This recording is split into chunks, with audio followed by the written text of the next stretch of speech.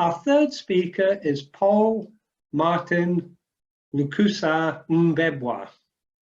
Born in 1960, Paul Martin has a diploma of industrial accountancy from the Belgian Central Jury and a master's degree in liberal theology from the Liberal Institute of Theological Studies, France. He became a member of the Theosophical Society in 1998. Paul Martin is director of the Prakasha Study Group in Kinshasa, the Democratic Republic of Congo. By profession, he is a national director of an NGO that works with the agencies of the United Nations. The title of his talk is Perseverance. Paul Martin will deliver his talk in French. You can listen to the translation into English by choosing English among language channels when you have clicked on the interpretation button. Please, Paul Martin. La persévérance. La persévérance est l'une des vertus majeures indispensables, une vertu cardinale tout au long de notre cheminement spirituel sur le sentier de la perfection. C'est un puissant levier de commande, un faisceau de lumière qui éclaire le visible pour voir l'invisible, qui clarifie le contour du plan divin pour que nous l'accomplissions en connaissance de cause et en union avec le divin. Dans cet inventaire de qualités jugées nécessaires à tout aspirant pour atteindre à sa véritable et pleine stature figure, l'expérience quotidienne nous apprend, la plupart du temps, à nos douloureux dépens, que sans le secours de la persévérance, le succès est rarement, sinon jamais assuré dans nos entreprises individuelles ou collectives, et c'est tant dans nos affaires humaines aussi bien et surtout sur le chemin de la spiritualité. Conscient de sa nécessité pour notre évolution spirituelle, nous constatons qu'il n'est de succès durable qu'au prix de continuité et de patience dans l'effort. Cette condition préalable s'applique aussi sur le terrain de la spiritualité. Nous savons qu'il ne faut jamais se lasser de veiller et de frapper à la porte avant qu'elle ne s'ouvre. Nous soulignons le pouvoir d'exaltation de la persévérance qui s'est traduit à nos yeux comme la loi du progrès, laquelle préside au perfectionnement de toutes choses. Dans les effets de la persévérance, toutes nos œuvres fondent leur efficacité essentiellement sur le bon exercice de la volonté, d'être toujours conscient pour vaincre le combat, de l'existence qui est rude et perpétuelle, et surtout le combat en soi-même entre la nature humaine et divine. Du combat en soi-même, de la nature humaine et divine, nous trouvons une invitation à nous laisser creuser et libérer. Nous sommes invités à laisser évoluer notre nature divine afin qu'elle puisse absorber la nature humaine. C'est avec beaucoup de persévérance que nous pouvons arriver à cette victoire. Nous découvrons alors que la persévérance ne peut que nous disposer à accueillir une plénitude qui ne dépend pas de nous. Ce bonheur profond, fruit du consentement à être habité par un amour altruiste. La persévérance donne la possibilité de connaître notre mission de vie. Pourquoi sommes-nous sur la terre? Elle nous pousse de vivre, d'exister pleinement et de découvrir peu à peu sa raison de vivre, de savoir pourquoi on est là, en ce moment précis, dans ce corps et dans cette situation particulière. Elle nous pousse également d'aller chercher plus de connaissances plus vastes, plus diffuses, particules adamantines.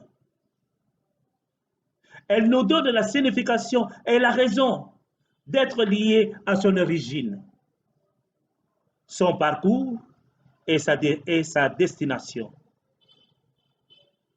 Elle ne serait rien d'autre que la reconnaissance de son essence divine.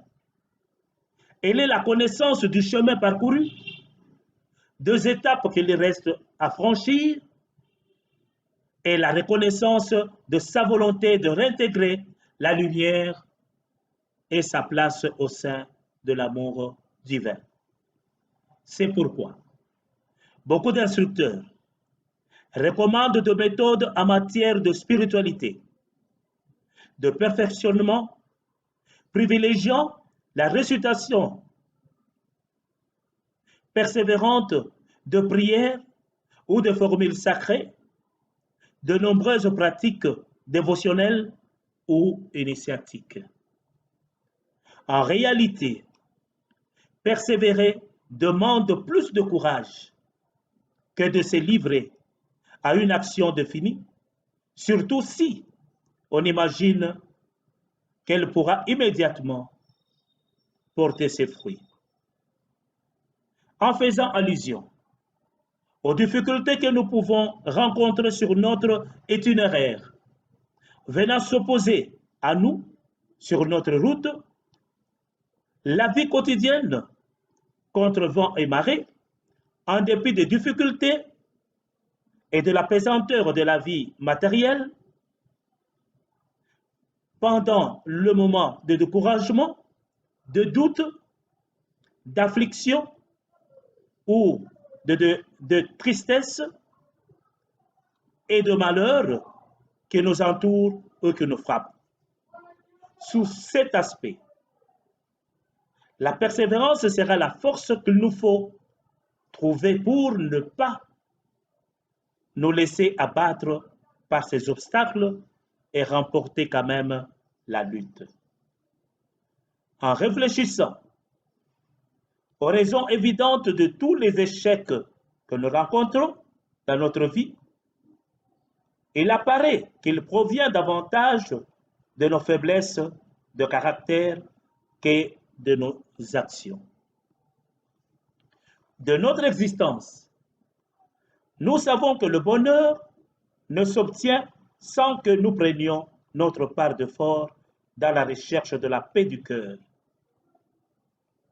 l'harmonie avec les autres, avec le cosmos, une relation confiante avec Dieu et une acceptation de soi-même. Pas de bonheur sans désir, pas de progrès spirituel sans collaboration entre notre liberté et notre volonté. Il s'agit bien de prendre notre responsabilité, de choisir notre mode de vie.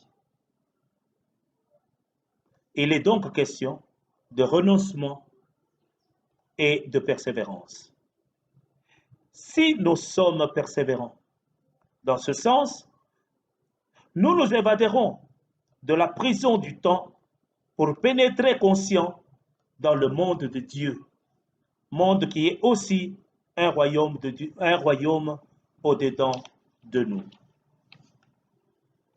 la persévérance est l'une de sortes de vibrations que nous appelons d'une autre façon mouvement pensée ou vibration action, etc. Pour qu'un homme n'est capable d'arrêter la marche puissante de la divine évolution. L'homme est de nature divine.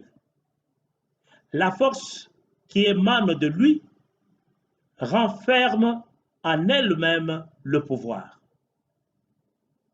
Ce qu'il désire, la nature le lui donne, au moment voulu, quand l'heure a sonné. L'homme est maître de sa propre destinée, et ce qu'il réclame de l'univers, l'univers le lui donnera.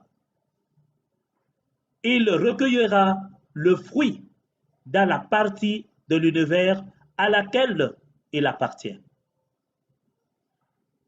Raison pour laquelle notre persévérance dans la spiritualité doit être d'une aspiration plus haute, afin d'être sur le plan mental supérieur, de canaux ou de ponts pour descendre dans le monde manifesté. Profitons de ce que nous venons d'entendre en ce moment pour être de véritables ponts entre quelque chose de plus abstrait et la vie de tous les jours. Je vous remercie. Thank you, Paul Martin, for providing us with an excellent presentation illustrating the crucial requirements of perseverance and of aligning our personal will to divine will as a means of realizing our essential nature. Importantly, Paul Martin emphasizes the requirement of us functioning as channels on the higher mental plane, whereby we assist in the implementation of the divine plan. Thank you also to all participants for your attendance and contributions. The next item in the programme is the overview of the Theosophical Order of Service activities in Europe and Africa during the past year. This will be presented by Patrizia Calvi.